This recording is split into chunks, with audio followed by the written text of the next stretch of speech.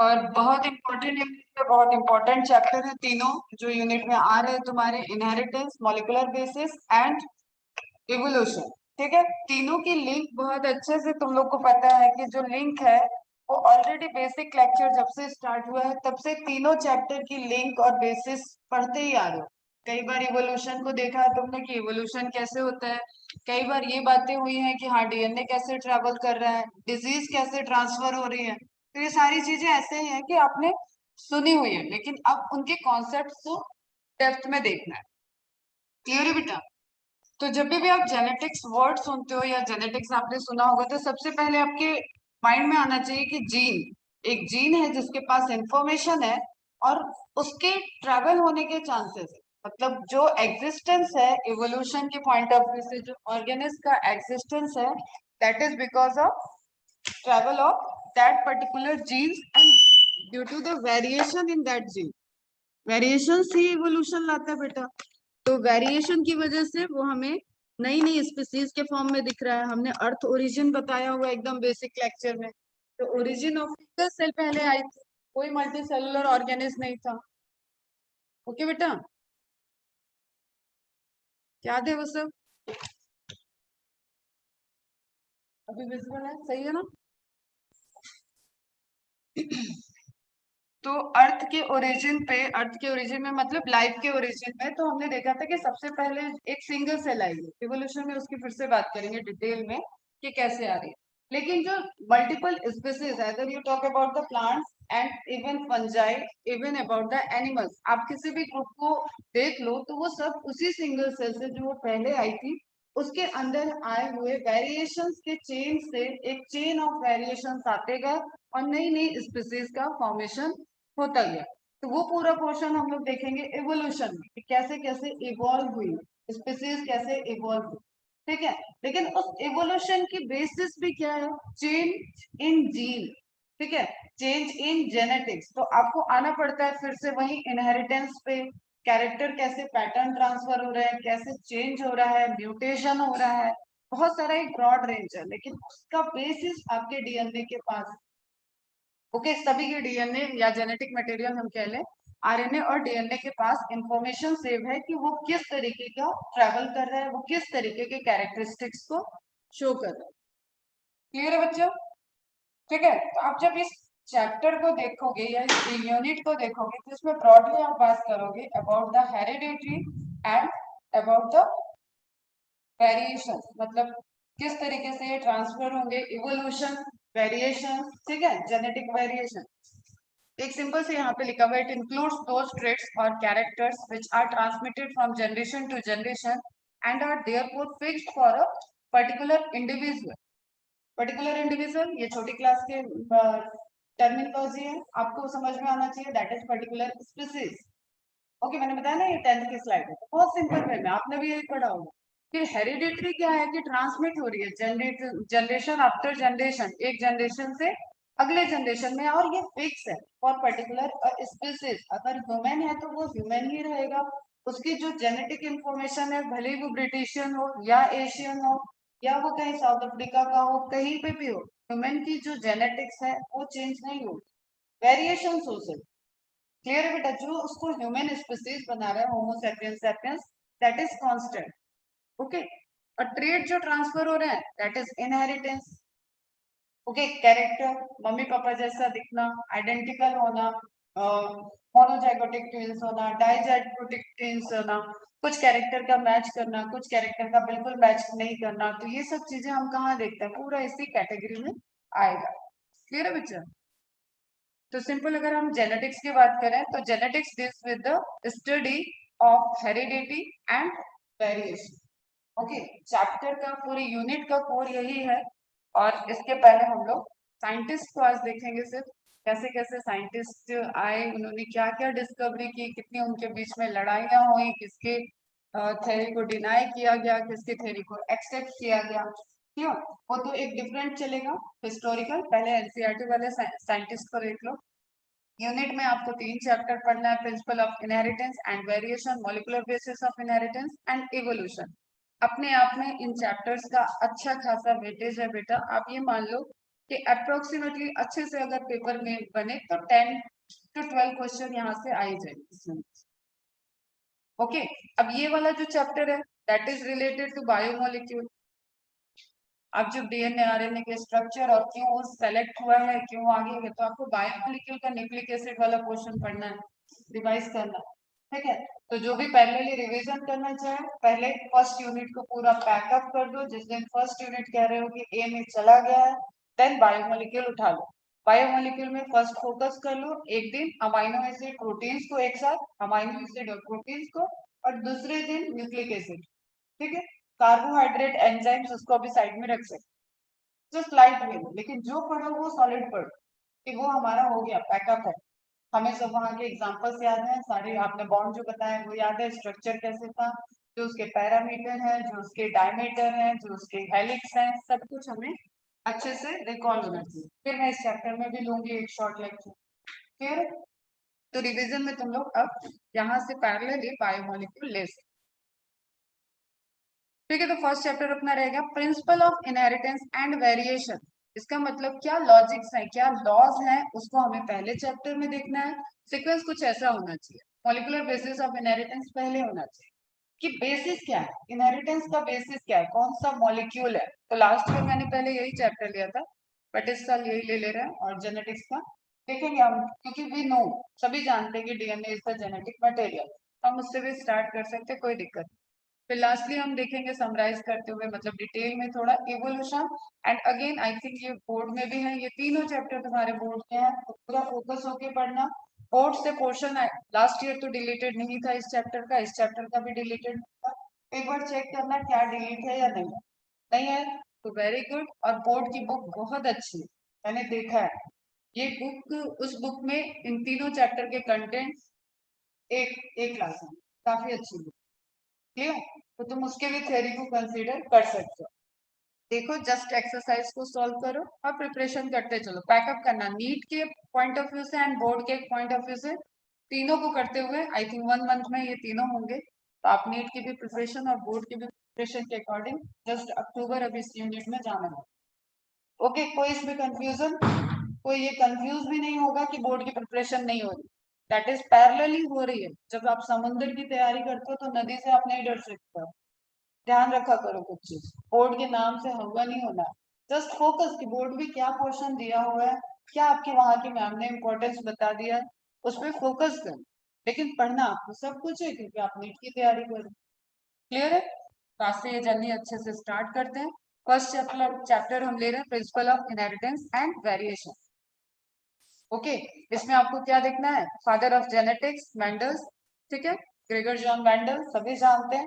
Mendel's law of inheritance पहला section है, इसके पहले हम हिस्टोरिकल देखेंगे and then inheritance of one gene, मतलब मोनोहाइब्रिड की बात होती है, टू जीन मतलब टू हाइब्रिड, ये दो जीन एक साथ ट्रांसफर कर रहे हैं, एक जीन अकेले ट्रांसफर कर रहा है, पॉलीजेनिक कंडीशन आएगी कई जीन के, जैसे आपका कलर, आपके हेयर का कलर, आपकी हाइट, ठीक है, दैट इज पॉलीजेनिक कंडीशन। ये कोई एक जीन एक्सप्रेस नहीं कर रहा है, तो उन जीन के कॉम्बिनेशन से शेड ऑफ स्किन आती है, तो ये सब पढ़ेंगे हम लोग पॉलीजेनिक में।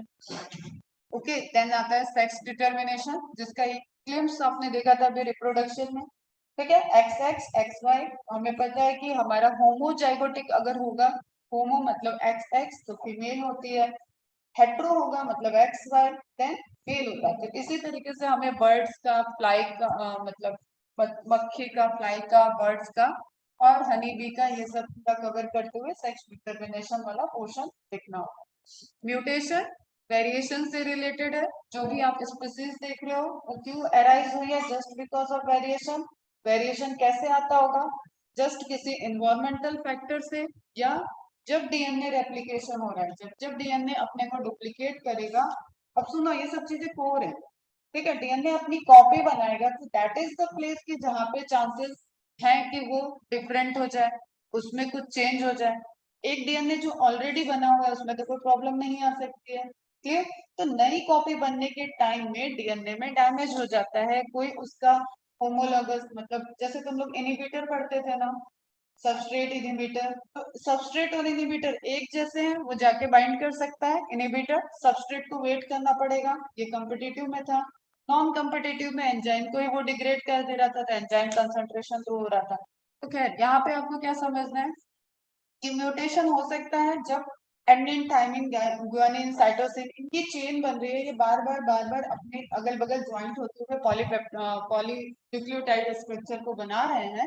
उस टाइम हो सकता है ए का कोई जुड़वा आ गया, टी के जैसा कोई आ गया, सी के जैसा कोई आ गया और ओरिजिनल वो नहीं है, या एक कोई मिस हो गया, तब कर दो, एक कोई मिस हो गया और उससे आगे की सारी इंफॉर्मेशन चेंज हो गई। ठीक है, जैसे जस्ट मैंने एक रो बनाई स्टूडेंट्स की और उसमें से एक कोई चला गया, पहले टोटल काउंट था 10, एक बच्चा चला गया तो हो गया 9। अब सुनने में ये बहुत इजी लगता है, लेकिन अगर ये उस जगह पे हुआ जो प्रोटीन, जो हीमोग्लोबिन बनाने के लिए प्रोटीन था, या जो आपके प्रॉपर मैकेनिज्म के लिए डीएनए पॉलीमरेज ही बनाने के लिए प्रोटीन कोड था, उस पर्टिकुलर इंफॉर्मेटिव इंसुलिन का कोड बनाने वाला है, वो क्या हो जाएगा, डिजीज हो जाएगा। दैट इज एक डिजीज वाला म्यूटेशन है। फिर आप देखते हो म्यूटेशन की, मैं सिर्फ समरी दे रही हूँ। म्यूटेशन के केस में आप देख रहे हो कि आजकल अल्ट्रा जो सूरज की किरणें हैं, इससे बहुत ज्यादा स्किन कैंसर का आ रहा है, रिपोर्टेड हो रहे हैं केसेस स्किन कैंसर के बढ़ रहे हैं, just because of tanning, melanin pigment, उसके वजह से थायमिन डाइमर बनता है, यूवी रेज जो एंटर करती है स्किन पे, तो वो क्या हो जाते हैं, मिक्स कर रहा है, तो दैट इज अगेन म्यूटेशन। तो वो क्या है, आफ्टर बर्थ किसी एक्सटर्नल इन्वायरमेंटल फैक्टर की वजह से आपके डीएनए के अंदर चेंज हो, okay, that is also mutation. फिर बहुत धीरे धीरे म्यूटेशन हो रहा है, म्यूटेशन तो देखो एक सडन प्रोसेस होता है, धीरे धीरे चेंज हो रहा है, या ऑल ऑफ सडन उस पर्टिकुलर जनरेशन में कुछ ऐसा चेंज था जो एडॉप्टेशन चाहिए था, वो एडॉप्टेशन वाला फिनोमेना धीरे धीरे चल रहा था, एंड ऑल ऑफ सडन वो एडॉप्ट हो गया और धीरे धीरे वो स्पीसीज सर्वाइव कर रही है। पहले जिस स्पीसीज से वो ओरिजिन हुई थी एडॉप्टेशन के साथ, उसके कैरेक्टर चेंज हो जाते हैं, कभी कभी वही बहुत हायर लेवल पे होता है तो नई स्पीसीज बन जाती है। ठीक है, जैसे गोरिल्ला था, बंदर थे, फिर हम आ गए, तो इस तरीके से क्या है, दैट इज द ट्रूथ, या सच है। तो उसके अंदर हमारे क्रोमोसोम में, उसके अंदर में बहुत सारी सिमिलरिटी है और कुछ वेरिएशन है, वो वेरिएशन ह्यूमन को जनरेट कर दिया। तो इस तरीके से हम लोग पूरा यूनिट पढ़ेंगे, एंड देन फाइनली जब हमने बात की कि कोई चेंजेस हैं जो डिस्ट्रप्शन कर सकते हैं, तो दैट चेंजेस जो जेनेटिक बेसिस पे हैं, जो जीन के बेसिस पे हैं, जो इनहेरिट हो रहे हैं जनरेशन आफ्टर जनरेशन, इसमें आपको पेडिग्री वगैरह सब कवर करते हुए कि ट्री, आपको पर्टिकुलर फैमिली ट्री, ठीक है, जैसे लंदन की रॉयल फैमिली का शायद आइडिया हो, हीमोफिलिक है वो फैमिली, तो वहां पे ट्रेट है, जेनेटिक ट्रेट है, इस तरीके से अपन लोग स्टडी कर, ठीक है बेटा। तो क्या कह रहा है ये कार्टून, देखो जरा, turning points in science, turning point in science, तभी देखो हर टाइम तो स्टडी चली रही थी, अरस्तु के टाइम से जब ओरिजिन हुआ, जब वो सारा ह्यूमन कल्चर डेवलप हो गया, तो क्यूरियोसिटी जिसको आएगा कि ये कैसा है वो कैसा है, वहां से स्टडी का ओरिजिन हो जाता है, वो स्टार्ट कर देता है। तो उन्होंने सिंपली बोला कि जो चल रहा है वो एनिमल है, जो खड़े हैं वो प्लांट है, जिसमें खून निकल रहा है वो एनिमल है, जिसमें नहीं निकल रहा है वो प्लांट है। तो इस तरीके की बहुत सीक्वेंस ऑफ स्टडी चलती रही, चलती रही, चलती रही, लेकिन एक बहुत भयंकर टर्निंग पॉइंट इन साइंस आया, डिजीज से रिलेटेड, हर चीज से रिलेटेड, जब आपको ये इंफॉर्मेशन पता चल जाए कि सेल के अंदर there is a nucleus, nucleus के अंदर जेनेटिक इंफॉर्मेशन कैरी करने वाला डीएनए है, एंड दैट इज रिस्पॉन्सिबल कि हाथी का बच्चा हाथी क्यों होता है, ह्यूमन का बच्चा ह्यूमन क्यों होता है, तो सारा कुछ एक रिवोल्यूशनाइज्ड हो जाता है। फिर कई सारी लिंकिंग स्टडी जो होल्ड पे होती हैं उसके लिए की मिली, ओके। तो पूरा पूरा यहाँ लिखा है कि turning point in science, I have discovered that heredity is based on this DNA molecule, that's a twist, ठीक है, सार्कास्टिक हो गया, हेलिकल स्ट्रक्चर होता है तो उसने बोला कि ये ट्विस्टिंग भी है, और यही क्या हो गया, टर्निंग पॉइंट इन साइंस आ गया। जितनी भी डिस्कवरी चल रही थी, अगर लिविंग ऑर्गेनिज्म के पॉइंट ऑफ व्यू से आप देखोगे तो वहां पे एक मेजर टर्निंग पॉइंट आया था by the discovery of DNA helix structure in 1953, clear. अब जैसे मैंने जेनेटिक्स का बात किया, तो पैटर्न है, पैटर्न ट्रांसफर होते हैं उससे। अभी आपको यहाँ 3 जनरेशन दिख रही है, क्लियर, इसमें दिख रहा है कि हाँ ग्रैंड जनरेशन है, देन पेरेंट है, देन बच्चे हैं, सिबलिंग्स हैं, तो एक पैटर्न चलेगा कि हाँ ये इस फैमिली का है, ये इस फैमिली के ट्रेट है। कैरेक्टर्स, आंखों का साइज, हाइट, ये सब जब आप कैरेक्टर फिनोटाइपिकली कैरेक्टर्स की बात करते हो तो वो होते हैं जेनेटिक्स का एक्सप्रेशन। सिंपली दो टर्म याद रखना, टर्मिनोलॉजी हम लेंगे कल पूरी लेक्चर में, फिर स्टार्ट होगा। तो genotype when expressed, okay, that is phenotype. आप कैसी आपकी आंखें हैं, दिख रही हैं, दैट इज फिनोटाइप। ठीक है, आपकी आंखें कैसी होंगी ये डिसाइड किससे हुआ है, आपके जीनोटाइप से। आपकी जीन की इंफॉर्मेशन क्या है, दैट इज जीनोटाइप। अब एक्चुअली एक्सप्रेशन दिख क्या रहा है, ठीक है, that is phenotype. Is it clear, समझ में आ रहा है। तो इसी तरीके से आप कई सारे, आपको पता है 46 क्रोमोसोम है, सब पे ट्रेट पड़े हैं, ट्रेट ट्रांसफर होते हैं। ठीक, अब सिंपल सी एक चीज देखो जिसको आप रिलेट करो कि किसी भी घर में कभी भी जब तुमने देखा होगा कि आसपास बच्चा होता है तो पहले आने वाले लोग तुरंत एक ही बात कहते हैं कि ये मम्मी के जैसा है, ये पापा के जैसा है, ये पापा के जैसा है, ये मामा के जैसा है, ये मौसी के। मैटरनल वाले साइड अपने साइड ले जाते हैं बच्चे को, पैटर्नल वाले साइड अपने साइड ले जाएंगे बच्चे का। अरे अरे नहीं, ये तो मेरी बेटी पे गया है, ठीक, पता चले वहीं पे हो गया, बढ़िया मिठाई खाते कर। ठीक, तो सिंपली कि अभी हुआ नहीं कि तब तक प्रिडिक्ट कर दिया जाता है कि he looks just like his father, nurse कह रही है जस्ट बिकॉज ऑफ एक टिप वाला चीज चलता है। ठीक है, और सब नर्स लोगों को, मेडिकल स्टाफ को पता होता है कि एक जो अपना समाज का सोशल टैबू है कि हाँ पर्टिकुलर मेल जो होगा इस घर का वही मालिक होगा, तो उसको थोड़ा सा हम खुश रखेंगे तो हमें अच्छी खासी टिप मिलेगी। ठीक है, और जब बेटा हो जाता है तब तो और भयंकर माहौल, बेटी हो गई तो भी माहौल, अरे लक्ष्मी आई है, ऐसे उदास क्यों है, तो भी उन लोगों के डायलॉग फिक्स है। क्लियर। तो उस केस में यहाँ पे एक आपको कार्टून दिख रहा है कि वो अभी इस तरीके का कोई स्ट्रक्चर नहीं है उसका, ये डेवलपमेंट के बाद दिखेगा पूरा। ऑलमोस्ट सारे बच्चे 1 से 2 दिन में एक ही जैसे दिखते हैं, समझ में भी नहीं आएगा, लेकिन वो कहने में ट्रेंड आता है कि हाँ ये मम्मी जैसा गया, ये पापा जैसा। ठीक है, इसको देखोगे अब ये चार्ट तुम्हारी पूरी जेनेटिक्स की एक कहानी कह रहा है। इसके अंदर ये कार्टून इमेज है और बहुत पॉपुलर इमेज है जेनेटिक्स का। यहाँ पे चल रहा है कि कुछ लोग क्वेरी कर रहे हैं जेनेटिक्स स्टार्ट कहाँ से हुई, जब सिविलाइजेशन है, देखो इसमें पूरे प्रॉपर कपड़े वपड़े का नहीं डेवलपमेंट हुआ है। ठीक है, तो सिविलाइजेशन स्टेबल हो गई तो लोग क्या यूज करेंगे, पेट यूज करेंगे। ठीक है, उनको कहाँ से अंडा मिल रहा है, कहाँ दूध मिल रहा है, कौन से जानवर उनके लिए हार्मफुल है, कौन से जानवर उनके लिए हेल्पफुल है। ठीक है, बेनिफिट्स है, तो दूध, दूध के लिए गाय भैंस की तरफ मूव करके दिख रहा है, बकरी गाय भैंस, तो एक कैटेगरी सेपरेट होती गई। फिर सोचना स्टार्ट होता है कि हम क्या करें, अरे उसकी गैया तो बहुत दूध दे रही है, हमारी गैया कम दूध दे रही है, उसकी मुर्गी बहुत अंडा देती है, हमारी मुर्गी कम दे रही है। तो इस तरीके के थॉट आने लगे, तो लोग अच्छी अच्छी वैरायटी ढूंढने लगे। अभी उनको कुछ नॉलेज नहीं है, जस्ट ऑब्जर्वेशन चल रहा है दुनिया में कि हम ऑब्जर्व कर, they are not scientist, but वो भी अपना एक लॉजिक लगाते हैं। ओके, एक अच्छी गृहिणी कभी बहुत जरूरी नहीं है कि वो बहुत पढ़ी लिखी हो, लेकिन वो अवेयर रहती है। जैसे पुराने जमाने की जो अपनी नानी दादियां लोग होती थी, वो बहुत जरूरी नहीं कि वो पढ़ी लिखी हो, इवन हो सकता है वो स्कूल नहीं गई, लेकिन उनको इतनी रेमेडीज पता होती है, इतनी चीजें वो जानती है, just because of their experience and observation. वो डल नहीं रहे होंगे, वो पढ़ी लिखी भले ही नहीं है, लेकिन वो लाइफ में डल नहीं रही होंगी।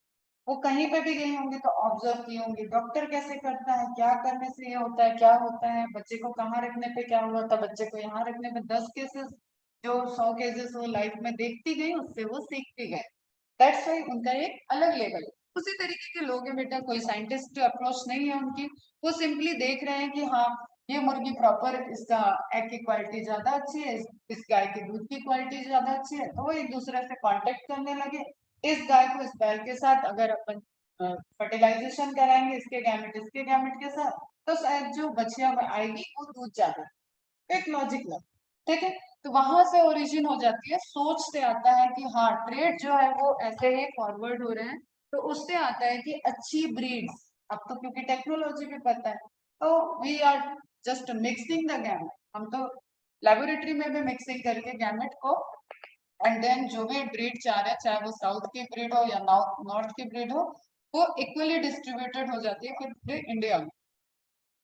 ओके बच्चे, फिर इस तरीके से चलते चलते कहानी आएंगी आज सुनेंगे और यहाँ तक पहुंचेंगे तो एक एक कहानी जैसे जैसे आएगी। यहाँ पे दिख रहा है आपको इसमें मेंडल की, ग्रेगर जॉन मेंडल। तो मेंडल की तो बहुत ही एक तरीके से अच्छी भी स्टोरी है, और एक तरीके से जब वो जीते जी उनको रिकॉग्निशन नहीं मिला, तो ये सबसे ज्यादा एक कहें कि सबसे ज्यादा जिनका बैड लक रहा है वैसे साइंटिस्ट में आते हैं ग्रेगर जॉन मेंडल। हालांकि 1903 में जाके उनको रिकॉग्निशन दे दिया गया फादर ऑफ जेनेटिक्स को। एक टाइम में आप जिसको फादर ऑफ जेनेटिक्स बना दिए, वो एक्चुअली में जब वर्क कर रहा था, तो कल भी जैसे एक स्टोरी सुनाई साइंटिस्ट, ठीक है, तो एक्चुअल में जब ग्रेगर जॉन मेंडल वर्क कर रहे थे, उसी टाइम अपने साइंटिस्ट डार्विन में करते थे, ठीक है। और डार्विन तो लोगों को बहुत मस्त वाली चीज रिसर्च कर रहे थे कि हम बंदर से आए हैं, ठीक है, तो हम लोग बंदर से आए हैं, गोरिल्ला से आए हैं, इसमें ज्यादा मजा आ रहा था। और मेंडल थे मैथमेटिशियन, पादरी थे, मैथमेटिक्स आती थी इनको, तो हर चीज को ये कैलकुलेट करके बता रहे थे। तो डार्विन की स्टोरी चटपटी थी, इनकी स्टोरी थोड़ी स्टैटिस्टिकल थी। तो कई सारी चीजें और भी बहुत सारे फैक्टर्स हम लोग देखेंगे कि ग्रेगर जॉन मेंडल को रिकॉग्निशन नहीं मिला। वो लिखते रहे अपनी एनालिसिस जो भी उन्होंने की उसको वो लिखते रहे और अलग अलग काउंसिल में भेजते रहे, and at the end of their life बस टोटली डिप्रेस्ड। और उनको लगा कि उन्होंने जो ये टाइम दिया वो पूरा वेस्ट हो गया उनका, उन्होंने कुछ भी प्रोडक्टिव नहीं किया, और उनकी नेचुरल डेथ।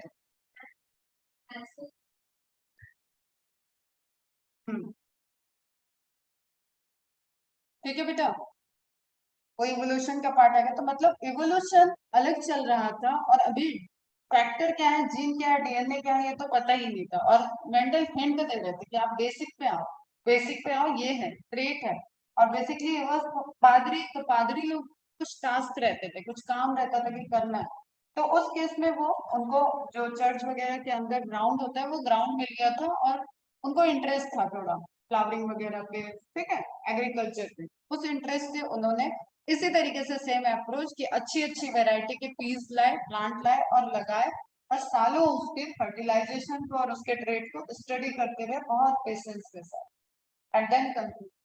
तो खैर, यहाँ तक की जर्नी तक तो हम लोग आज शायद लास्ट में पहुंचेंगे। तो पहले ये जो यहाँ पे कुछ कुछ चल रही थी चीजें, और बड़े बड़े दिग्गज आए थे कई बीसी साल से लेके, और ये 1865 1900 तक अपन आएंगे सारी बातें। ओके बेटा, क्लियर। अब एनसीईआरटी पे आ जाओ। जो यूनिट के पहले, मतलब यूनिट स्टार्ट हो रहा है वहां लिखा हुआ, चैप्टर के पहले नहीं, यूनिट, यूनिट की starting. The work of Mendel and others who followed him gave us an idea of inheritance pattern. Okay, who followed him, इसमें साइंटिस्ट आएंगे जिन्होंने उनको रिकॉग्नाइज किया, ट्रीज वगैरह आ जाएंगे वो लिख पाते हैं। However, the nature of those factors उन्होंने टर्म जीन नहीं यूज हुआ था, तब टर्म जीन नहीं आया था। तो सिंपल सी चीज है, गलत नहीं करना है आपको कि जीन कभी मेंडल ने डिस्कवर देखे ही नहीं। चलो कोई नहीं, पहले ठीक।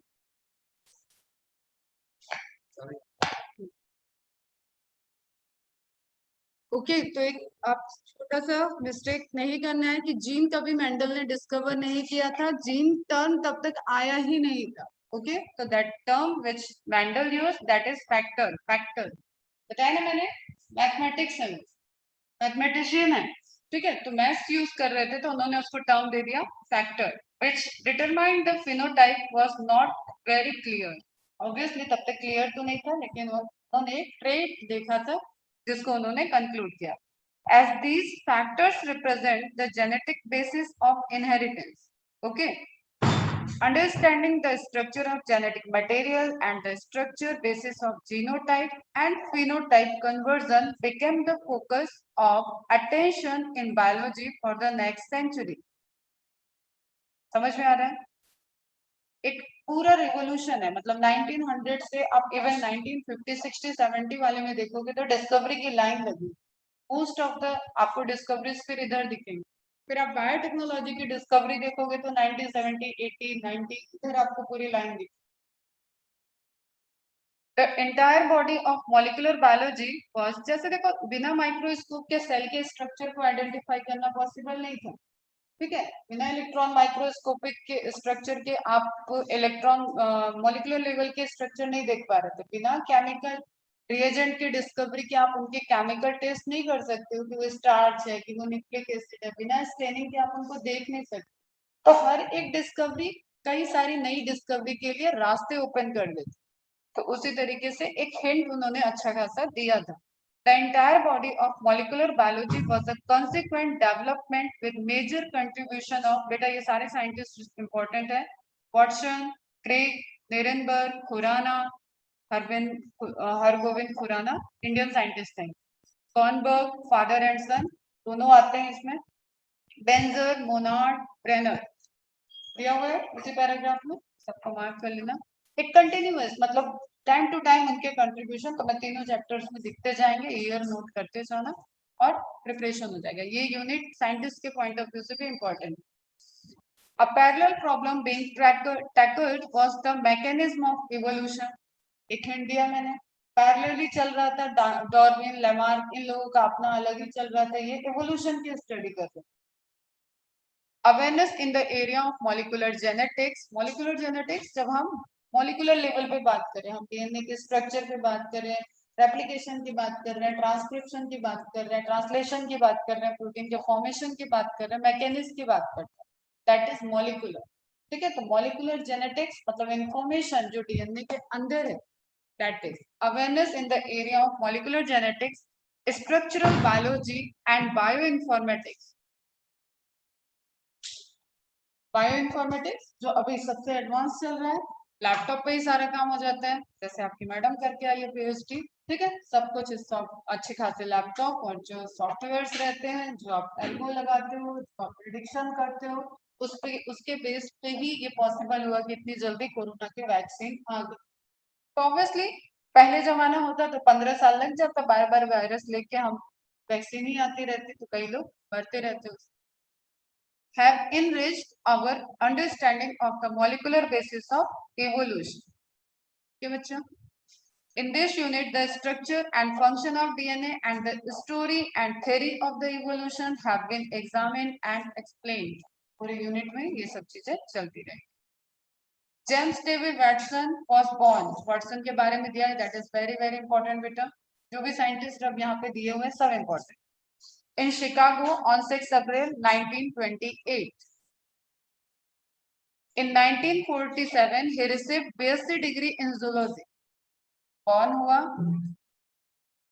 BSc डिग्री मिली, बहुत इंपॉर्टेंट नहीं रहता है, लेकिन बस एक बार देख लो, कोई बकवास क्वेश्चन बनाने वाला होता है तो फालतू क्वेश्चन डाल देगा। ऑब्वियसली डिस्कवरी आ जाए वही बहुत, कोई कब बॉर्न हुआ, कब बड़ा हुआ, कहाँ डिग्री पाया, ये इतना इंपॉर्टेंस नहीं है। और अगर आ भी रहा है तो एक क्वेश्चन छोड़ना फिर बनता है, लेकिन एक बार पढ़ लिया, अगर हो गया तो ठीक है, नहीं तो भी ठीक। During these years, his interest in bird watching had matured into a serious desire to learn genetics.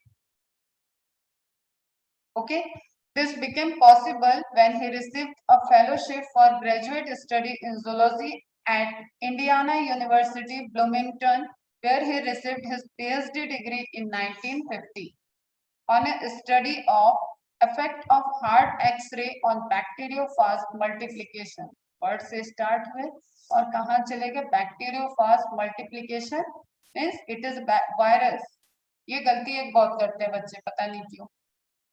Word को तोड़ो, बैक्टीरिया ईटिंग, बैक्टीरिया को खाने वाला, फेजी मीन्स ईटिंग, बैक्टीरिया को खाने वाला वायरस, तो बैक्टीरियोफाज कोई बैक्टीरिया नहीं है, that is virus. He made क्रिक।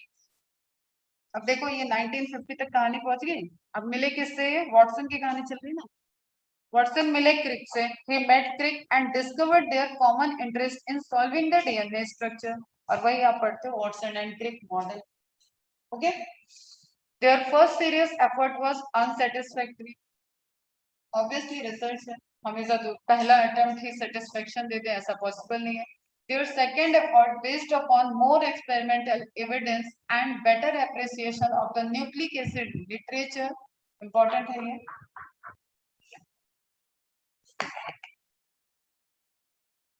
ठीक है, तो your second effort based upon, ये ध्यान रखना, nucleic acid literature, that is the journal होते हैं जहाँ पे रिसर्च पब्लिश होती है। Okay, resulted early in March 1953 in the proposal of the complementary double helical configuration इसका DNA का. Francis Harry Compton Crick was born on Watson के बारे में पहले लिखा था, फिर क्रिक से वो मिले, फिर वो क्या डिस्कवरी हुई उसको दे दिया. अब क्रिक के बारे में इंफॉर्मेशन है. June 1916 at Northampton England. Okay, he studied physics at the University College London and obtained BSc in 1937. ये आ रहे हैं फिजिक्स पढ़ के और ये आ रहे हैं आपके जूलॉजी पढ़. ये थोड़ा आप मार्क कर. ओके, डायरेक्ट क्वेश्चन आता है जनरल फिजिसिस्ट, जनरल जूलॉजिस्ट, ऐसे क्वेश्चन.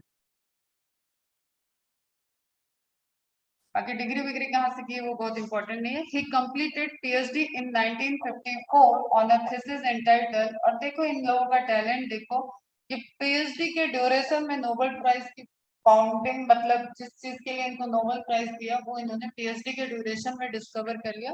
और 1960 और 1954 बहुत कम एज है, ऐसा है बहुत बड़े वाले साइंटिस्ट नहीं, लेकिन जस्ट ये बारीकियां ये डेप्थ में देख रहे थे, टेक्निक्स आ चुकी थी, इसलिए इसमें एक्सरे डिफ्रैक्शन बहुत इंपॉर्टेंट रोल प्ले किया.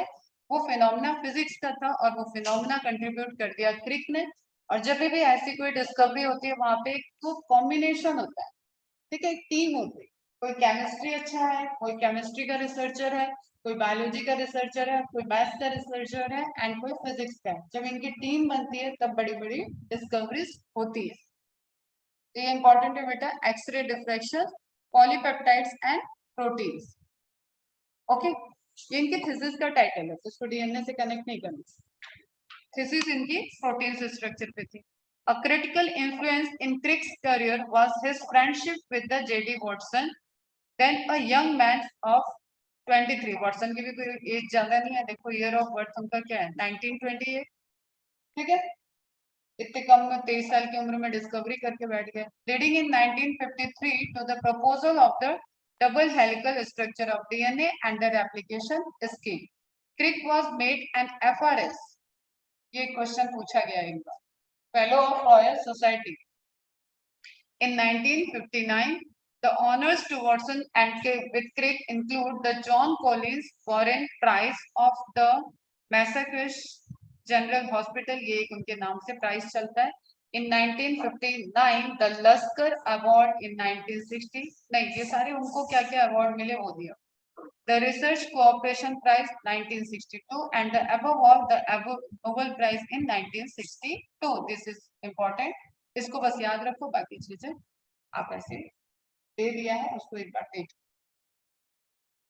ओके, तो वॉटसन एंड क्रिक को इतने कम उम्र में एक अच्छी खासी उपलब्धि मिल गई थी, एक अच्छी खासी डिस्कवरी हुई थी. तो भी देखो आप 1953 से 19, क्योंकि ऑलरेडी वहां पे अच्छे अच्छे दिग्गज साइंटिस्ट प्रेजेंट है, उनके लिए ये सब थोड़ा ईगो वाली बात हो जाती है.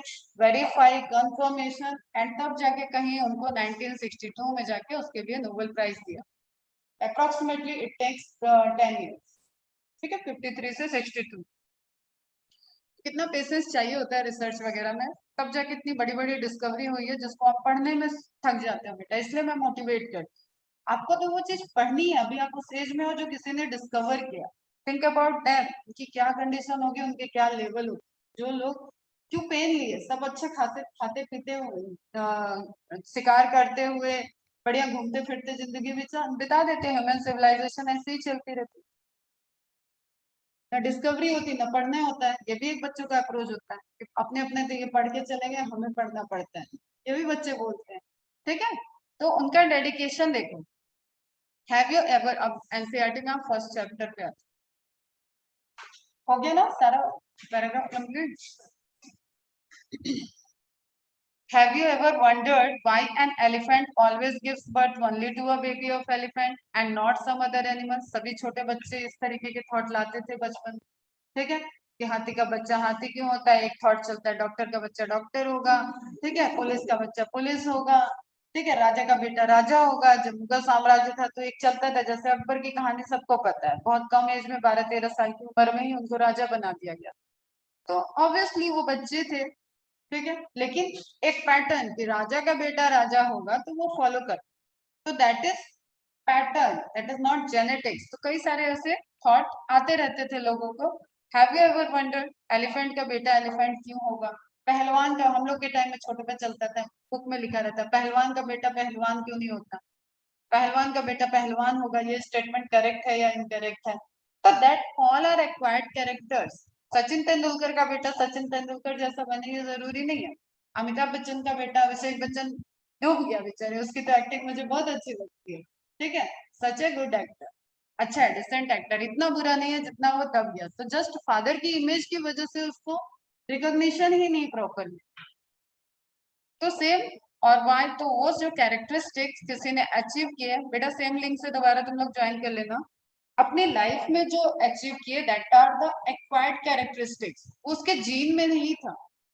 ठीक है, अगर डॉक्टर का बेटा डॉक्टर बन रहा है तो उसने पढ़ाई की है, उसको जेनेटिक जीन में नहीं मिला, उसको बिल्डिंग मिल सकती है।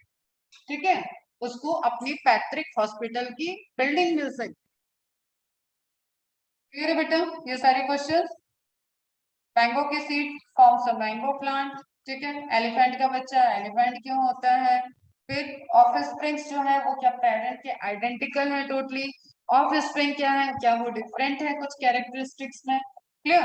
Have you ever wonder why siblings sometimes look so similar to each other? होते हैं। ठीक है, कुछ बहन भाई आपस में एक जैसे दिखते हैं। तुम इसको देख लो ना, फराह खान और उसके भाई क्या है, शाहिद खान, क्या नाम है, साजिद खान, एकदम एक ही जैसे लगते हैं। ठीक है, एक मेल लगता है एक फीमेल, बस इतना ही डिफरेंस लगता है। तो बहुत सारे इतने क्लोजली रिजेंबल करने वाले भी भाई बहन होते हैं और बहुत सारे एकदम ही डिफरेंट होते हैं। इवन की डाउट आ जाए कि हाँ ये घर के हैं कि नहीं। ठीक है, ऐसा भी होता है क्योंकि हो सकता है 2 जनरेशन पहले के जीन जो सप्रेस थे वो एक्सप्रेस हो गए उनके केस में।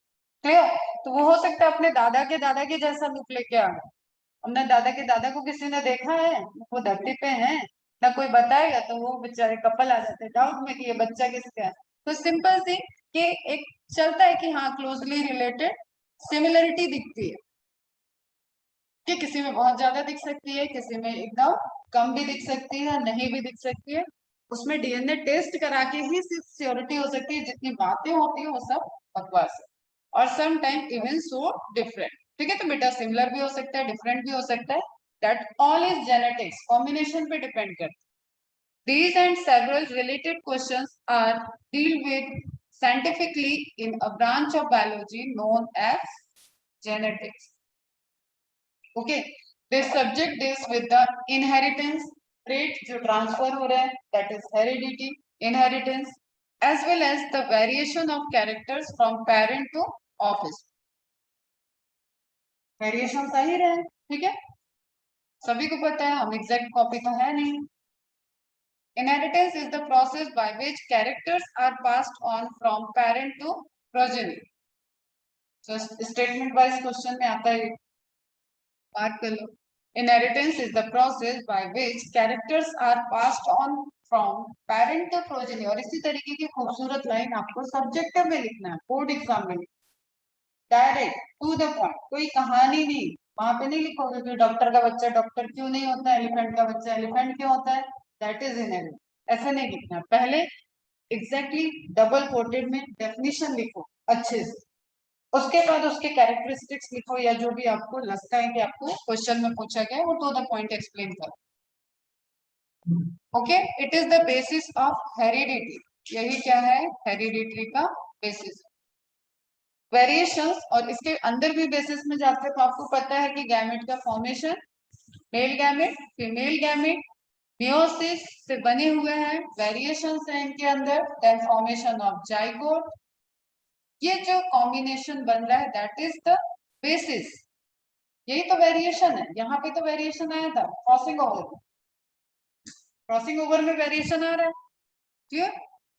Paternal paternal genes homologous pair वापस में क्रॉसिंग ओवर कर रहे हैं, चेंजेस हो रहे हैं, ट्रेट तो आएगा, आंखों का कलर तो आएगा, लेकिन आंखों का कलर क्या होगा that is decided by that combination, कि कौन सा जीन फ्यूज होकर एक्सप्रेस हुआ है। Humans knew from as early as 8000 to 1000 BC that one of the cause of variation was hidden in sexual reproduction. बता दिया मैंने अभी. Fusion of gamete arises, formation of zygote, and zygote is the basis of variation. Asexual reproduction variations नहीं create करता है, ये general हमने difference में ही प्रेजेंट पढ़ रखा है. आइडेंटिकल होंगे, क्लोन्स होंगे. ठीक है बेटा. अगर आप सेल पॉलिनेशन भी करा रहे हो तो भी उसमें वेरिएशंस आते हैं, क्योंकि वो सेक्सुअल रिप्रोडक्शन के थ्रू जा रहा है, वहां पे फ्यूजन है.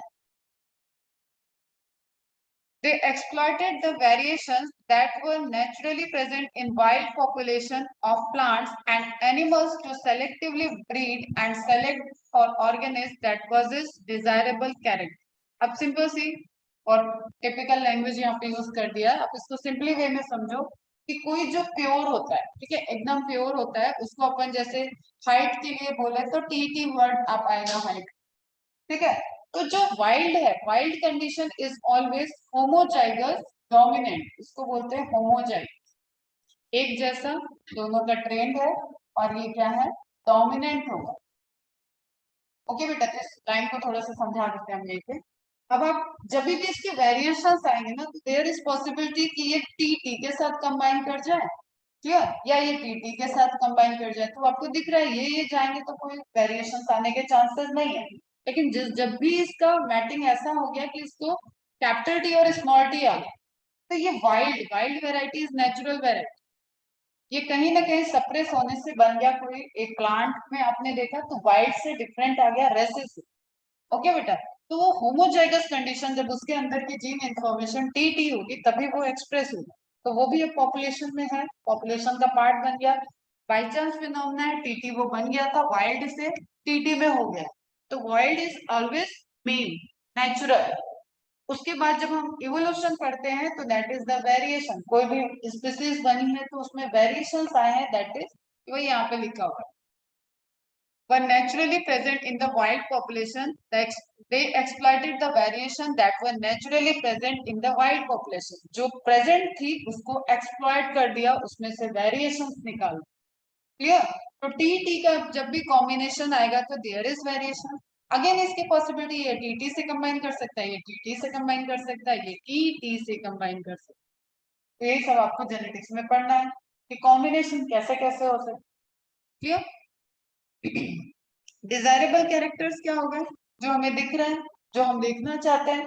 जब हम स्टडी करेंगे कि मटर की हाइट कितनी है, मटर की फली कितनी है, मटर के पेड़ की हाइट कितनी है, मटर के फ्लावर के कलर कैसे हैं, तो दैट इज डिजायरेबल कैरेक्टर. एक बार में अगर आपको कह दिया जाए कि पूरे आप 46 क्रोमोसोम के स्टडी कर लो एक स्पीसीज एक ही जनरेशन, तो that is quite difficult. Okay, you have to be restricted. बहुत सारा डेटा होता है, बहुत सारे वेरिएशंस होते हैं, बहुत सारे कॉम्बिनेशन के चांसेस है वहां कि कितने तरीके के क्रॉसिंग ओवर हो सकते हैं. तो you have to be restricted कि आप कौन सा ट्रेड देख रहे हो.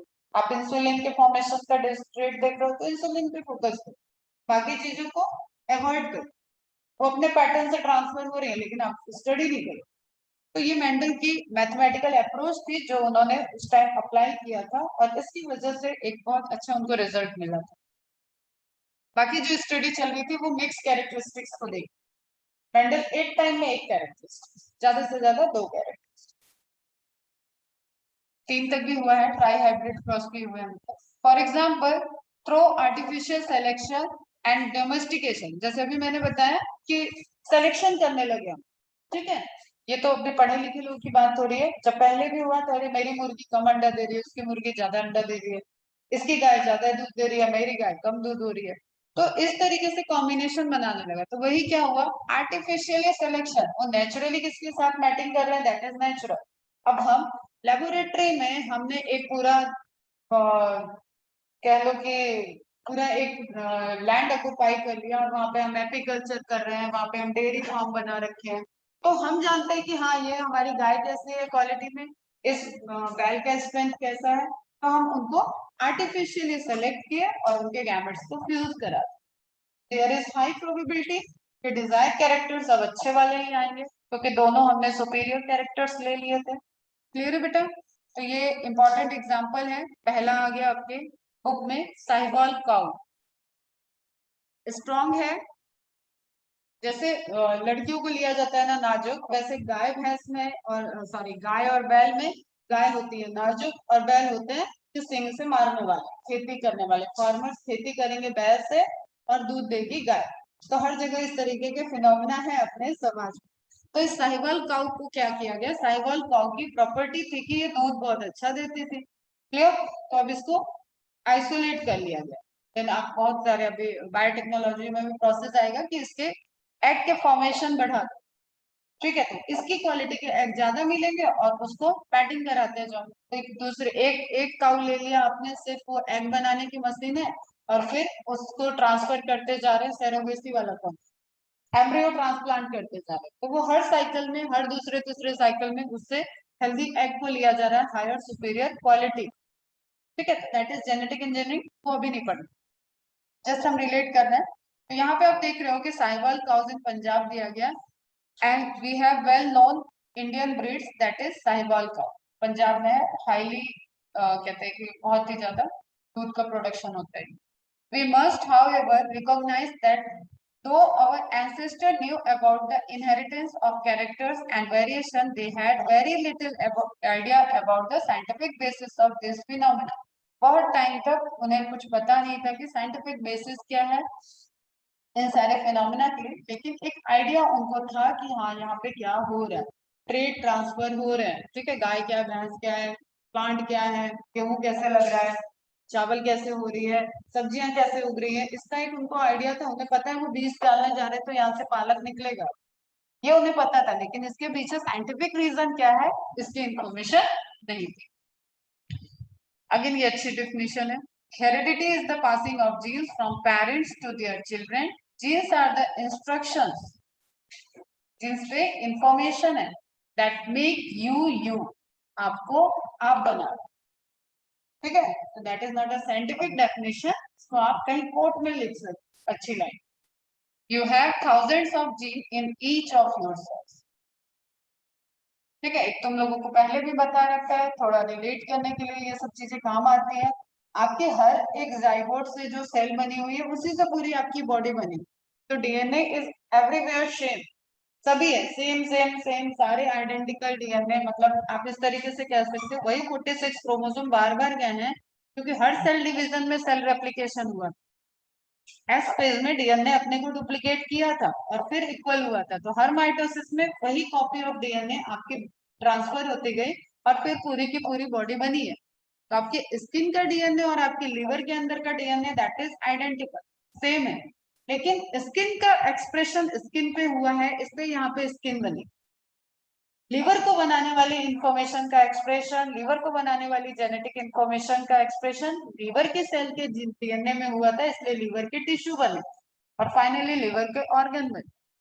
तो समझना है हम क्या बोल रहे हैं, इंफॉर्मेशन सेम है। एक बुक में हमने लिख दिया है, हिंदी के 2 चैप्टर है, इंग्लिश के 2 चैप्टर है, संस्कृत के 2 चैप्टर है, मैथ्स है, बायो है, इकोलॉजी है, सोशियोलॉजी है, बढ़िया सारा मिक्सिंग करके एक बुक बना दिया। ठीक है, और मैंने बोला यही एक बुक है, इसको ना फाड़ना है ना कुछ है करना है, तुम लोग अपने हिसाब से पढ़ लो। तो ऑब्वियसली उसमें तुम्हें एक कोऑर्डिनेशन करना पड़ेगा कि मैथ्स वाला आएगा तो सिर्फ मैथ्स वाला पेज पढ़ के चला जाएगा, पढ़ना है नहीं। तो उसने मैथ्स के पेज पढ़ लिया, बायो वाला आया बायो का पेज पढ़ के चला गया, सोशियोलॉजी देखनी थी उसने सोशियोलॉजी वाला पढ़ा। तो कोई मतलब नहीं है कि पीछे बायोलॉजी लिखी है मैथ्स लिखा है। हिंदी वाले ने हिंदी पढ़ा, इंग्लिश वाले ने इंग्लिश पढ़ा। इस तरीके की खूबसूरत इंफॉर्मेशन आपके डीएनए पे लिखी हुई है पूरे 46 क्रोमोसोम पे। अब इट डिपेंड्स कि किस जगह पे क्या एक्सप्रेस हो रहा है और उसकी वजह से चेंजेस होता है, उसकी वजह से ऑर्गेनोजेनेसिस हुआ है, आपके ऑर्गन डेवलप हुए, एम्ब्रियोजेनेसिस। क्लियर है बच्चा? ठीक है, you have thousands of genes in each of your cell. कितने जीन है, कहाँ क्या प्रेजेंट है, ये सब आपको पढ़ना है ह्यूमन जीनोम प्रोजेक्ट। तो दैट इज जस्ट कोट, अभी उस पर नहीं जा। ठीक है, ये उस टाइम का लैमार का हैंड रिटन पब्लिकेशन है, उन्होंने क्या लिखा था, क्या लिखना चाह रहे थे, 1865 ईयर मेंशन है, उन्होंने भेजा था। पढ़ ले उनका, कोई सुन ले उनका, क्योंकि वो बहुत रिनोन्ड साइंटिस्ट तो थे ही नहीं, खैर रिनोन्ड तो बात की बात है। was not scientist, he was just फादरी, जो फादर लोग होते हैं चर्च में वो वही थे। ठीक,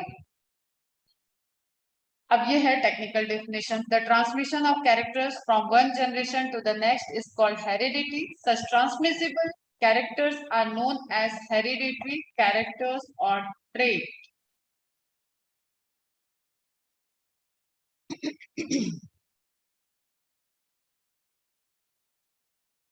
आकाश, आयुष, मनवा, दीना, तुम लोग को समझ में आ रहा है? रिलेट करना ज्यादा जरूरी है, चैप्टर के कोर को समझना ज्यादा जरूरी है। क्लियर? उसके बाद तो बिल्डिंग खड़ी हुई। अभी ये मैं बच्चा वाला हटाती हूँ, साइंटिस्ट वाले ही हम लोग।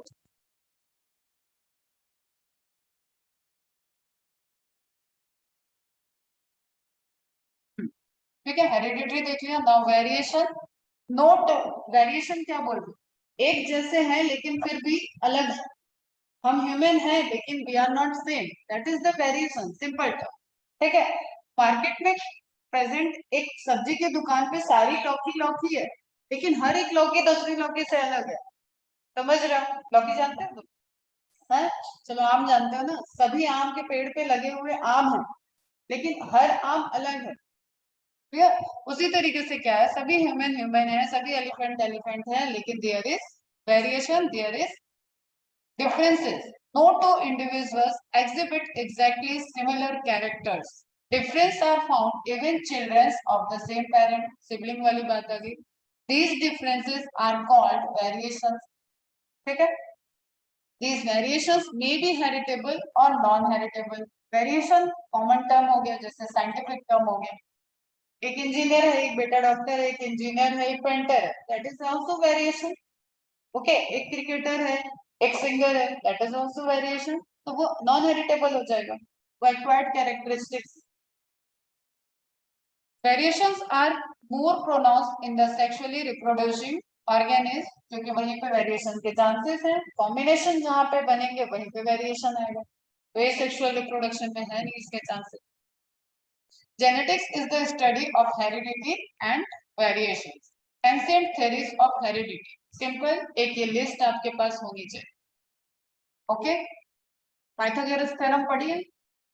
हाँ, मैं तो अपने भैया बहन को बताती हूँ ये सब चीजें, तो इतना हंसते हैं ना कि ऐसा भी हुआ था क्या। तो तुम लोग भी मतलब एंजॉय करो कि क्या क्या हुआ था। तो वही पाइथागोरस थ्योरम जो दी हुई है, उन्होंने ही इधर बायोलॉजी में भी एंट्री की थी और एक थ्योरी दी थी, वेपर थ्योरी। ठीक है, वेपर थ्योरी क्या कहती है कि, अच्छा, थ्योरी का नाम एक एक आता जाएगा और बात करेंगे अपन। ठीक है, इवन देख लो यहाँ पे डार्विन जी भी बैठे हैं, जिनको यहाँ से हटाया गया। भाई आप अपना ज्ञान उधर रिवोल्यूशन में लगे। तो वेपर थ्योरी क्या कहती है, every organ of animal body gives out some type of vapour. सभी ऑर्गन से कुछ वेपर्स बन रहे हैं, और देखो उस टाइम भी मेल डोमिनेटिंग समझ। ठीक है, तो जितने भी थेरीज तुम देखोगे, जब तक आप ट्रैक पे नहीं आओगे तब तक थेरी ऐसे ही चलेंगी कि सब कुछ मेल के अंदर से बस फीमेल के वॉर्म में डाल दिया जाए और वहां पे ग्रो कर। There is nothing like a egg, और एग के पास भी कुछ कैरेक्टरिस्टिक्स हो सकती।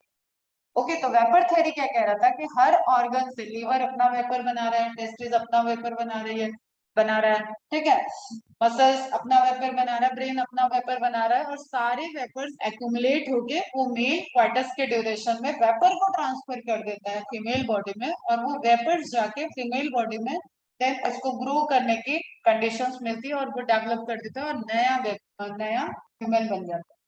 Okay, this is the Pythagoras. उधर तो हो गई ये फेमस पाइथागोरस थ्योरम, देखें बायो में घुस के इन्होंने कर दी गलती। ठीक है, suppose that every organ of animal body gives out some type of vapours, these vapours unite and form a new individual. Hippocrates, इनका भी नाम बहुत सुना होगा, believe that the reproductive material is handed over from all part of the body of an individual. अब इन्होंने vapour नहीं बोला, इन्होंने बोला कुछ रिप्रोडक्टिव मटेरियल। अब देखो जब बीसी होगा ना तो बेटा बीसी कम होता जाता है, ये मेरे को बड़ा कंफ्यूज कर। ठीक है, ये बाद की डिस्कवरी है तो 400 क्यों लिखा है, इतनी छोटी सी बात टीचर नहीं बताते, और बहुत दिमाग खराब है। मेरी तो पूरी हायरार्की से डिस्टर्ब थी साइंटिस्ट की। ये बीसी वाला तो मुझे कुछ समझ में ही नहीं आ रहा। ठीक है, तो समझना जितना आगे बढ़ते जाओगे बीसी कम होता है। ओके, जितना पुराना होगा उतना ओल्डेस्ट होगा। सही बोल रहे ना? हाँ, believe that the reproductive material is handed over from all part. अब इन्होंने वेपर की जगह कह दिया कि कुछ रिप्रोडक्टिव मटेरियल है जो सभी जगह पूरे बॉडी में बन रहा है और उसको डिलीवर कर दिया जा रहा है फीमेल को। of an individual so that the characters are directly handed over to the progeny. और मदर उसको, क्योंकि इसको तो कोई डिनाई नहीं कर पा रहा था, बेबी बॉर्न तो मदर की बॉडी से हो रहा था। ओके, एक चीज तो कांस्टेंट चल रही थी जो दिख रही है, ऑब्जर्वेशन तो दिख रहा है कि बेबी बॉर्न मदर से हो रहा है, लेकिन बेबी बन कैसा रहा है ये चल रही है थ्योरी। तो इन्होंने दिया कि सभी पार्ट से रिप्रोडक्टिव मटेरियल बने और उसको ट्रांसफर कर दिया गया और नई प्रोजेनी को वो विरासत में मिली। अब हमारे अरस्तु जी आए 350 BC, तो that the semen has no some vitalizing, थोड़ा सा इनकी इंफॉर्मेशन करो, फादर ऑफ है बायोलॉजी में, तो थोड़ी सी इंफॉर्मेशन पे देखते हैं। Effect and considered it as the highly purified. एक तुम्हें थोड़ा सा रोमन सभ्यता में अगर हम ले जाए तो रोमन सभ्यता का भी तुम लोगों ने सुना होगा कि वो खुद को भगवान मानते, ठीक है। रोमन सभ्यता के लोग खुद को प्योर ब्लड मानते, भगवान, और भगवान के अवतरित किए हुए लोग हैं। और जो वहां के राजा वाजा होते थे वो आपस में ही भाई बहन की शादी होती, ठीक है। भाई बहन की शादी इसलिए होती थी ताकि उनके ब्लड की इम्प्योरिटी ना हो। ओके, और उसी पैटर्न में वहां पे भी जेनेटिक डिसऑर्डर्स हुए, और जेनेटिक डिसऑर्डर्स में रेसेसिव कैरेक्टर, जैसे अभी टीटी मैंने बोला, तो देयर इज पॉसिबिलिटी कि टीटी का कोई कॉम्बिनेशन है जो कि हार्मफुल है, और वो एक्सप्रेस होगा तब जब टीटी एक साथ आएंगे, स्मॉल टी स्मॉल। उसी तरीके से आप समझो कि कोई कॉम्बिनेशन है, ए स्मॉल ए आएगा तो वो डिजीज हो जाएगी। तो there is very less chance, ए अगर प्रेजेंट है और स्मॉल ए है और कैपिटल ए भी पॉपुलेशन में है और ए भी है, तो देयर इज लेस चांसेस कि ए वाला पॉपुलेशन बनता जाए, ठीक है। ये सिर्फ होमोजाइगोटिक केस में ही होगा। अगर ये इससे मैटिंग किया तो भी कैपिटल ए आ जाएगा, इससे मैटिंग किया तो भी कैपिटल ए आ जाएगा। इसको मैटिंग इससे करनी पड़ेगी तभी जाके ए की 100% श्योरिटी है, और एक कॉम्बिनेशन यहाँ पे आता है, ठीक है। तो अब सेम हायरार्की, एक एक फैमिली में भाई बहन की शादियां होने लगी, तो उसमें बढ़िया उनकी हाइट वगैरह, they are strong, they are very good, मतलब एक अच्छे खासे वो दिखते थे कि हाँ भगवान जैसे हैं। लड़कियां बहुत खूबसूरत होती थी, ये सब रोमन सभ्यता की हिस्ट्री में लिखा हुआ। फिर उनके उनके में डिजीज आने लगा। जब डिजीज आने लगा तो ये कहा गया कि दे आर शापित, तो श्राप मिल गया, भगवान का ही श्राप मिल गया, और वो रोमन सभ्यता का एंड ऑफ रोमन सभ्यता हो जाता। तो ये बहुत हम समरी में बता दिए। तो उसी तरीके से ये यहाँ पे क्या बात कर रहे हैं, हाईली प्यूरिफाइड ब्लड, क्योंकि अरस्तु जी ने कहा था कि जिसके अंदर रक्त है, खून है, वो एनिमल है, ठीक है। तो वो थोड़ा ब्लड के इर्द गिर्द रहे। उन्होंने बोला वाइटल एलिमेंट्स है, अफेक्ट कर रहे हैं, and consider it as the highly purified blood. According to him the mother furnishes inert matter, mother के पास कुछ नहीं है, ये भी वही बोल, मदर के पास इनर्ट कैरेक्टरिस्टिक्स है, इनर्ट मैटर है, कैरेक्टरिस्टिक्स की तो बात ही नहीं है। लेकिन फादर के पास बड़ा प्यूरिफाइड ब्लड है जो ट्रांसफर हो रहा है, ब्लड ट्रांसफर हो, ओके। अब ऑब्वियसली तब नहीं कुछ पता था बेटा, तो वो कह रहे कि कुछ ब्लड में ट्रांसफर हुआ जिस वजह से father gives motion to the new life. उसी ये जो हाईली प्यूरिफाइड मटेरियल्स, उसके अंदर वाइटल एलिमेंट्स प्रेजेंट है, उसकी वजह से ही एक नई लाइफ का मदर के अंदर ओरिजिन हो गया, और मदर ने उससे रिएक्ट नहीं किया, इनर कैरेक्टरिस्टिक्स ऑफ गैसेस में पड़े होंगे, क्योंकि मदर का मटेरियल मैटर कैसा है, इनर्ट है। क्लियर है। तो खैर ये फादर है बायोलॉजी के, तो इनको ज्यादा नहीं बोलते। अब लियोनार्डो डा विंसी बड़े ज्ञानी थे ये भी, इनकी पेंटिंग के लिए फेमस है, ये मोनालिसा वाली पेंटिंग। इनको भी मन किया कि ये भी थोड़े बायोलॉजी में सलाह देते, सारे जानकार लोग हैं। तो अब आपके ईयर आ गए बेटा 1452 1590। तो ईयर में लिखा है यहाँ से, proposed a theory that the male and the female parents contribute equally to the heredity of the offspring। बात तो सही कर गए, ज्ञानी थे, ठीक है, बातें अच्छी करते थे, लोग सुनते भी थे। तो क्या कह रहे हैं उसका कोई ग्राउंड नहीं था, लेकिन इन्होंने ये कह दिया क्योंकि इधर के बायोलॉजी के ग्रुप के साइंटिस्ट तो हैं। The proposed a theory that the male and the female parents contribute equally to the heredity of the offspring। ये इन्होंने बोला, क्या होता है कैसे होता है वो हमें नहीं पता, लेकिन इनका कहना था कि दोनों का इक्वल कंट्रीब्यूशन, तो समहाउ अब सही डायरेक्शन चलने लगी। विलियम हार्वे आए, डिस्कवरी ऑफ ब्लड में भी इनका नाम आता है, ठीक है। Speculated that all animals arises from eggs and semen। ये भी बात सही है, plays only the vitalizing roles। ठीक है, तो ये भी सही ट्रैक पे जा रहे थे। कुछ कह रहे थे कि अभी वो वहां पे बोला उन्होंने कि कुछ एलिमेंट है, कुछ कंट्रीब्यूशन है ऑफ स्प्रिंग को बनाने के लिए। अब ये बोल रहे हैं कि there is certain like gamete तक आने की कोशिश कर रहे हैं। यहाँ पे कुछ स्ट्रक्चर है जो कि कंट्रीब्यूट कर रहा है एक नई लाइफ को। नई लाइफ मतलब वाइटल लाइफ, वाइटलाइजिंग करना, जान डाल देना। ठीक है, उस तरीके से इन लोगों की थ्योरी चल रही। अब एंटनी वैन लीवेनॉक ये भी कोई साइंटिस्ट नहीं थे, फार्मासिस्ट थे। अपनी बढ़िया फार्मा की दुकान पे बैठे थे, इनके पास कोई लेंस वेंस रख के चला गया कि मैं इस ट्रेवल से आऊंगा तो अपने लेंसेज वापस ले जाऊंगा। इन्होंने उसी लेंस के कॉम्बिनेशन से माइक्रोस्कोप बना दिया। बाहर बारिश हो रही थी, बारिश को देख लिया, बैक्टीरिया की डिस्कवरी हो गई। ठीक है, अपने ही सीमेन की स्टडी कर डाली, स्पर्म की डिस्कवरी हो गई। तो फादर ऑफ माइक्रोबायोलॉजी बन गए। Clear? Although he was not scientist, तो इन्होंने भी थोड़ी थ्योरी दे दी और स्पर्म की डिस्कवरी इनके ही हाथ में है, मतलब इन्होंने ही की थी।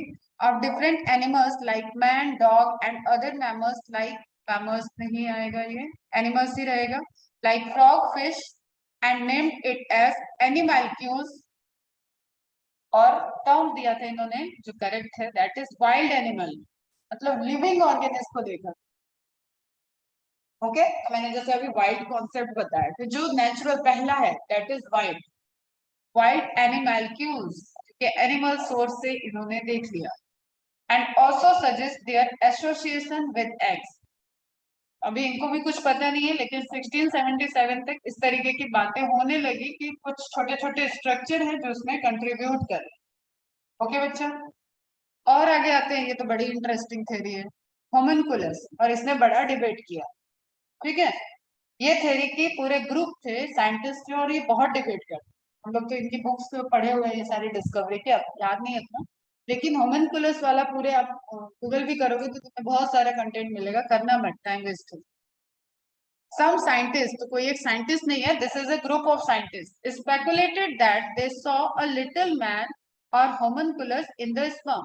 अब इनका क्या कहना है कि ऑलरेडी ये छोटा सा बच्चा यहाँ पे है जो मदर वॉम में जाके सिर्फ ग्रो करता है। ओके, समझ में आई बात? तो जो दूसरे लोग अपोजिट हैं वो कहते हैं कि अगर ये ग्रो कर रहा है तो एकदम एग्जैक्ट मेल की तरह होना चाहिए ना, वेरिएशन कैसे आ। तो सेक्सुअल रिप्रोडक्शन यहाँ पे फॉलो नहीं हो रहा था, तब तक थोड़ी थोड़ी नॉलेज भी आ रही थी। इसी को बोलते हैं परफॉर्मेशन, परफॉर्मेशन, जिन जैसा अपियरेंस, कि यहाँ पे यही ग्रो करेगा, अब ये आगे जाके मेल बनेगा या फीमेल बनेगा वो नहीं पता। लेकिन जो स्पर्म ट्रांसफर हो रहा है, क्योंकि स्पर्म की डिस्कवरी तो हो गई, तो जो स्पर्म ट्रांसफर हो रहा है उसका जो हेड वाला पोर्शन आपने पढ़ा है जहाँ पे सेंट्रियोल, जहाँ पे आपका न्यूक्लियस है, एक्रोसोम है, उस जगह को इन्होंने क्या बोला कि there is certain gene like structure. कोई वहां जिनी बैठी हुई है, जिना बैठा हुआ है, और वो जाएगा और ग्रो कर देगा और पूरा हुआ करके नई प्रोजेनी बन जाएगी। Clear? In this theory, little people were in the sperm or the egg. They then grew when placed in the womb. When then did offspring show similarity to both parents and not just one. Okay? तो variations वाली बात यहाँ पे नहीं। तो ये भी आपको देखोगे एकदम बढ़िया वाले जर्नल में पब्लिश हुई है, मतलब ये साइंटिफिक बातें चल रही है। देखो यहाँ लिखा हुआ है जर्नल डेस स्क्वेनस 1695। ओके, तो ये बड़े स्ट्रॉन्ग लोग थे। फिर उसके बाद दो ग्रुप बना, एक थे स्पर्म के सपोर्ट वाले, एक थे ओवम के सपोर्ट वाले। तो लड़ाइयाँ चलने लगी कि स्पर्म कंट्रीब्यूट करता है, ओवम कंट्रीब्यूट करता है, तो धीरे धीरे ये भी चलेगा परफॉर्मेंस। ये जो ग्रुप था, इन्हीं में से दो ग्रुप निकले कि एक स्पर्मिस्टिस्ट हो गए, स्पर्म के फेवर वाले, और दूसरे हो गए ovist. Been divided into two school. ठीक है, पूरे एकदम रिसर्च संगठन थे, वो दो ग्रुप में डिवाइड हो गए। ओविस्ट क्या कहते थे, these groups of scientists attached more importance to ova or egg. They thought that homunculus was present in the ovum. जिन्नी जो है वो ओवम में प्रेजेंट है, ये लड़ाइयाँ चल रही। And thus it was the woman who carried the egg containing boy and girl children and was responsible for the gender of the offspring. ठीक है, ये सब पढ़ते हुए अपनी थ्योरी को एकदम साइड में रखें, तब ये ध्यान रखें। एक्स वाई वाली चीज नहीं ध्यान में लाना। अभी ये क्या कह रहे हैं कि जिन्नी जिन्नी जो है वो एग में है। स्पर्मिस्ट क्या कह रहे हैं कि जिन्ना जो है वो स्पर्म में है। These groups of scientists attached more importance to sperm. They thought that homunculus or a complete organism was present in the sperm and contained it. The only contribution of female was the womb, where the homunculus grew. और ये वाले ज्यादा दमदार थे, मतलब dominating थे. इसमें जो साइंटिस्ट थे वो हमेशा की तरह डोमिनेटिंग, मेल भाई mail. There was a theory which disapproved this theory. It was given by Wallace. Theory of epigenesis. थोड़ा ट्रैक पे आ रहे थे लेकिन इनकी भी बातें बिना सेट पर देखो इनको. थ्योरी ऑफ एपिजेनेसिस ने डिनाई किसको किया, ये क्वेश्चन आता है बेटा, ये ध्यान रखो. This is the question. यहाँ से क्वेश्चन आते हैं, ऐसा नहीं कि मैं मनोरंजन नहीं कर रही हूँ, क्वेश्चन भी ध्यान रखना है, खाली कहानी कहानी नहीं ध्यान रखना. तो थ्योरी ऑफ एपिजेनेसिस ने थ्योरी ऑफ होम्युनकुलस को डिनाई किया. ओके, डिसअप्रूव कर दिया था, रिजेक्ट करा. तो Wolff finally refuted the performation theory by proposing that neither egg nor sperm had the structure like homunculus. ऐसी कोई जिन्नी जिन्ना नहीं बैठे हुए हैं. But gamete contains substance capable of forming of the organized body after fertilization. ठीक है. This idea was the very core of the theory of epigenesis. इसी से नई थ्योरी आई, थ्योरी ऑफ एपिजेनेसिस. जो समझ आपको दिख रहा है राइट डायरेक्शन में चल रही. This theory suggested that many new organs and tissues which were originally absent developed subsequently. वो बाद में ही बनते हैं, ये भी बात ठीक है. However, Wolff believed that these tissues and organs developed due to some mysterious vital forces. अब इन्होंने थोड़ा जादूगरी की बात कर दी, ठीक है. उन्होंने कहा ऑर्गन तो बनते हैं लेकिन यहाँ पे कुछ और भी है जो अलग से दैविक शक्तियां या कोई फोर्सेस है, वाइटल फोर्सेस, उनसे ये डेवलप हो रहे हैं मिस्टीरियस से. डिनाई होगी इनकी भी थ्योरी. पार्टिकुलेट थ्योरी है. अब देखो साइंटिस्ट लोग पार्टिकल्स को लाए और पार्टिकल्स आते आते मॉलिक्यूल तक पहुंच जाएंगे. क्लियर. फ्रेंच बायोलॉजिस्ट Bartolus, पता नहीं क्या कहते हैं, proposed that the body of each parent gives rise to minute particle. लेकिन थोड़ी सी लॉजिकल बात अभी स्टार्ट हो रही. पार्टिकल पे तो आ गए हैं लेकिन थोड़े से क्या दे रहे हैं कि ये उसी तरीके से जैसे वेपर फॉर्म हो रहा था, ये क्या कह रहे हैं कि हर पार्टिकल्स, हर ऑर्गन अपने पार्टिकल को डोनेट कर रहा है और उसके उसी पार्टिकल से वो वाला ऑर्गन नए में जर्मिनेट हो जाएगा. During sexual reproduction, the particles of both individuals unite together to form a new individual. He thought that in certain cases, the particles of the male parent might dominate on those of the female parent and produce the male individual.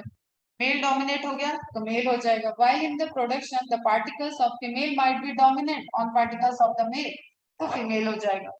मतलब इन्होंने particles की theory दे दी कि particles हैं यहाँ पे जो कि हर organ से कंट्रीब्यूट हो रहे हैं और अगर मेल वाले का पार्टिकल भारी पड़ गया, मैच में जीत गया तो मेल हो जाएगा बेबी, और फीमेल वाले का पार्टिकल मैच में जीत गया तो फीमेल हो जाएगा. Thus, he proposed the concept of biparental inheritance by elementary particles. ठीक है, तो कुछ कुछ रिलेटेड लग रहा था. बाई पेरेंटल तो है ही, दो इंडिविजुअल इन्वॉल्व हो ही रहे हैं, तो ये सब चीजें यहाँ से थोड़ी लिंकिंग आने लगी. फिर आपके लैमार्किस देने वाले लैमार्क जी आ गए. इन 1844 propose the phenomena of inheritance of acquired characteristics. आपको पता है लैमार्क पे इवोल्यूशन की स्टडी किए थे, ठीक है. उनका कहना था कि एक्वायर्ड कैरेक्टरिस्टिक्स का इनहेरिटेंस होता है, ठीक है. इनकी भी थ्योरी को अपना अपन लोग इवोल्यूशन में पढ़ेंगे कैसे डिनाई किया गया. चूहे की पूंछ काट काट के डिनाई की गई कि ये भाई चूहे की पूंछ काट दी गई तो अब इसको इनहेरिट हो जाना चाहिए, इस चूहे का जो बेबी होगा वो बिना पूंछ का होना चाहिए. तो साइंटिस्ट लोगों का उस तरीके का डिबेट चलता है among living organisms, but he failed to provide convincing evidence in support of his concept. तो एक्वायर्ड कैरेक्टर्स इनहेरिटेंस के लिए ये थ्योरी दे रहे थे इवोल्यूशन का, लेकिन एक कैरेक्टरिस्टिक की पैटर्न क्योंकि इवोल्यूशन में भी स्टडी हो रही थी और जेनेटिक्स में भी स्टडी हो रही थी, लेकिन फिर भी ये बहुत रिलेवेंट उसको रिलेट नहीं कर.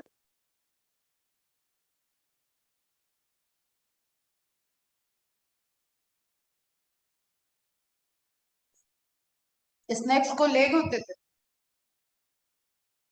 एनिमल किंगडम में, बताया है ना. एम्फीबिया और रेप्टाइल वाला कॉन्सेप्ट. तो दे आर लिंकिंग, ऐसे कुछ होते नहीं.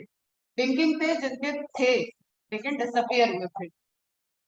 वो प्योर स्नेक नहीं था, स्नेक को तो आप स्नेक ही बोलो, इसके लिए स्ट्रक्चर वाला स्किन स्ट्रक्चर। देन आते भाई चार्ल्स डार्विन, ये दादा भाई थे। हमने कुछ कह दिया तो कह दिया टाइप इनका चलता था। और ये जाने माने साइंटिस्ट थे, रिनॉन्ड साइंटिस्ट थे, ये बहुत dominating. In 1868 gave his famous theory of pangenesis। अभी देखना इनकी थ्योरी कितनी मजेदार है। which exclusively depends on the particulate theory। Particle वाला कॉन्सेप्ट लेके ये पैंजेनेसिस की बात कर रहे हैं। अकॉर्डिंग टू ई मतलब पार्टिकल वाले ईच पार्ट वाले को ऐड कर दो। Of the animal body produces many minor particles known as gemmules. अच्छा देखो यहाँ पे मैं शायद बोल गई कि पार्टिकल प्रोड्यूस हुए सारे ऑर्गेनिक्स, ठीक है, वो इन्होंने नहीं किया था। पार्टिकुलेट थ्योरी मतलब पार्टिकल्स मेल्स में हो रहे हैं, फीमेल में बन रहे हैं और उतना है। डार्विन ने क्या किया कि पार्टिकल्स हर एक पार्ट में बन रहे, तो मैंने बोला किडनी का पार्टिकल, लिवर का पार्टिकल, वो आया Darwin. Which are the first collected in the blood. पहले वो पार्टिकल सारे डोनेट, क्योंकि ट्रांसपोर्टेशन सिस्टम ब्लड के थ्रू चल रहा है, ब्लड में गए एंड देन कंसंट्रेटेड, कंसंट्रेट होंगे in the reproductive organs। When the animal reproduces into new individuals, these gemmules, term को याद रखना है यहाँ पे, gemmules pass on it and it has important characteristic to develop the new progeny। इस तरीके की थ्योरी इन्होंने कही, मतलब मेल में मेल वाले पार्टिकल एक्युमुलेट हो गए और फीमेल में फीमेल वाले पार्टिकल एक्युमुलेट हो गए और उनके कॉम्बिनेशन से नए प्रोजेनी का फॉर्मेशन। अब आई थ्योरी ऑफ जर्म प्लास्ट, जो कि बहुत क्लोज आ गई। This approve the theory of pangenesis. ठीक है, पहले इसका एक चार्ट दिखा। पैंजेनेसिस का थ्योरी क्या कह रहा है? According to the pangenesis concept, genetic information from different parts of the body travel to the reproductive organ where it transferred to the gametes, sperm and same way में यहाँ पे ये स्टेप चल रही है, transfer to egg and they fertilize to form the zygote। मतलब somehow process तो सही है, लेकिन वो जर्म सेल वाला कॉन्सेप्ट बस नहीं आया है। ऐसा कोई पार्टिकल और सारे ऑर्गन कंट्रीब्यूट नहीं कर रहे हैं, और इसी को डिनाई करके थ्योरी आ गई कि नहीं, according to germ plasm theory, germ line tissues जो रिप्रोडक्टिव ऑर्गन के अंदर टिश्यूज है वही रिस्पॉन्सिबल है। कंप्लीट सेट है, जेनेटिक इंफॉर्मेशन का है, क्रोमोसोम्स है, ये क्रोमोसोम वगैरह भी नहीं पता चला है, लेकिन उनके अंदर ही कुछ इंफॉर्मेशन है जो ट्रेवल हो रही है गैमेट में, दोनों गैमेट फ्यूज हो रहे हैं तो नए प्रोजेनी में ट्रांसफर, और this is the accepted.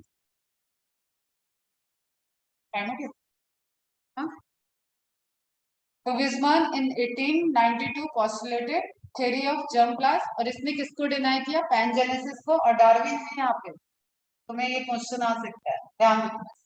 To explain heredity, विजमान के बारे में दिया हुआ है। अब ये सोमैटिक सेल, रिप्रोडक्टिव सेल वाली बात कर रहे हैं। जर्म प्लाज्म की थ्योरी है ये, जर्म लाइन की बात। Okay, the somatic cell make up the body and its various organs while the reproductive cells from the sperm and ova। Okay बेटा, तो यहाँ तक आपकी आ गई सोमेटोप्लास्ट, जर्मप्लास्ट सारी थ्योरी। लेकिन अब आएंगे मेंडल जी, अब आएंगे सीन में आपके फादर ऑफ जेनेटिक्स, जो इन सब थ्योरी के आने के पैरेलल ही उनका वर्क चल रहा था, और वो ये देख रहे थे कि ठीक है, एक चीज उन्होंने मान लिया देखते हुए कि पैटर्न तो है, ट्रांसफर हो रहा है, लेकिन इसके लिए अंदर से रिस्पॉन्सिबल कौन। तो कैरेक्टरिस्टिक्स की स्टडी किसने की? फर्स्ट है, that is father of genetics, Gregor John Mendel. Okay, चलो bye bye, thank you. Complete कर लेना। इसमें जो इम्पोर्टेंट है that is the theory name और किसने दिया। नोट्स में पीडीएफ बना के दे दूँ। बाय।